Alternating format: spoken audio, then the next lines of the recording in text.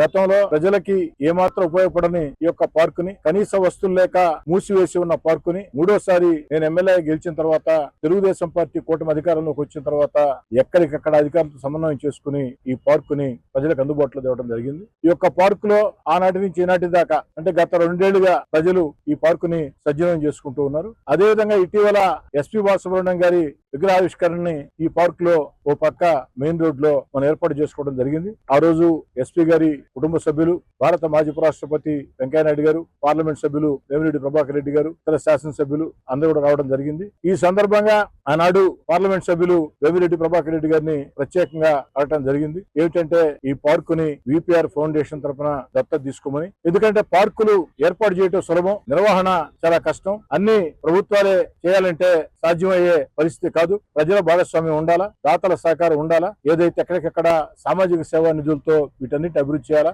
ఆ రోజు స్థానిక ఎమ్మెల్యేగా అడిగిన వెంటనే పెద్ద మనసుతో వేమిరెడ్డి ప్రభాకర్ రెడ్డి గారు బాధ్యత తీసుకుని ముందుకు వచ్చి ఈ యొక్క అన్నమయ్య సర్కిల్ లో ఉండే మెయిన్ రోడ్ లో ఎన్టీఆర్ పార్క్ ని నేను దత్తత తీసుకున్నా అని చెప్పడమే కాకుండా ప్రత్యేకంగా వారి సిబ్బందికి కూడా ఆదేశాలు ఇచ్చి ఇక్కడ గార్డెనింగ్ అనేక సౌకర్యాలకు కూడా శ్రీకారం చుట్టారు. గత వారం రోజులుగా ఆ పనులు సాగుతూ ఉన్నాయి. అదేవిధంగా పూర్తి స్థాయిలో ఇక్కడ ఒక వాచ్మెన్ కుటుంబం ఉండేదానికి కూడా వారు ఏర్పాటు చేస్తూ ఉన్నారు. అదేవిధంగా ఇక్కడ ఒక 2 బోర్లు అవసరమైనా కూడా వాళ్ళు ఏర్పాటు చేస్తూ ఉన్నారు. అన్నిటికీ మించి ఈ రోజు ఈ యొక్క పార్క్ లో దాదాపు 30 లక్షల రూపాయల నిధులతో ఫౌంటైన్ కార్పొరేషన్ నిధులతో ఏర్పాటు చేయడం జరిగింది. ఈ సందర్భంగా ఒక్క మాట చెప్పదలుచుకున్నా, వేమిరెడ్డి ప్రభాకర్ రెడ్డి గారు దత్తత తీసుకున్న తర్వాత ఈ పార్కు భవిష్యత్తు ఎంతో అద్భుతంగా మహోద్భుతంగా ఉంటుంది. ప్రజలకు కావాల్సిన కనీస సౌకర్యాలు, చక్కటి గార్డెనింగ్ గాని, కనీస సౌకర్యాలు గాని అవన్నీ కూడా వేమిరెడ్డి ప్రభాకర్ రెడ్డి గారు ఏర్పాటు చేస్తారు. కాబట్టి ఈ పార్కు కి మంచి భవిష్యత్తు ఉంటుంది. ఇప్పటికే శని ఆదివారాలు అయితే 4-5 వేల మంది ఈ పార్క్ వచ్చే పరిస్థితి, ప్రతిరోజు కూడా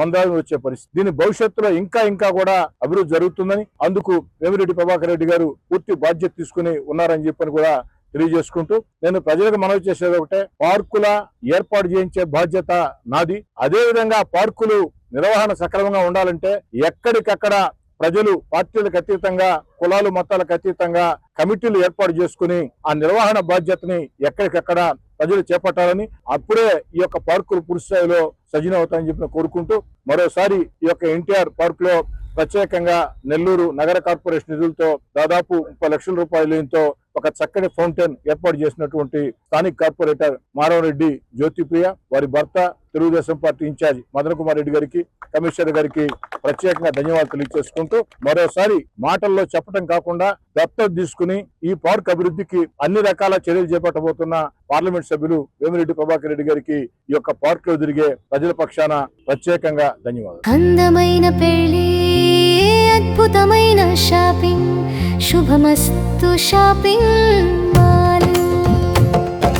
సంబరాల పెళ్లి, సంతోషమైన షాపింగ్, శుభమస్తు షాపింగ్ మాల్. ఇంట్లో పెళ్లి అంటే ఆనందం, సంబరం, ఇంకా చాలా షాపింగ్. వధువు పట్టు చీరల నుండి వరుడు శర్వాణీల వరకు, అమ్మా నాన్నల డ్రెస్సుల నుండి పిల్లల ఫ్యాషన్ వరకు, పెళ్లికి కావలసిన ప్రతి ఒక్కరి డ్రెస్సులు ఒకే చోట మన శుభమస్తు షాపింగ్ మాల్ లో. ట్రెడిషనల్ అండ్ మోడర్న్ కలెక్షన్స్, ఇలా మొత్తం ఫ్యామిలీ కోసం.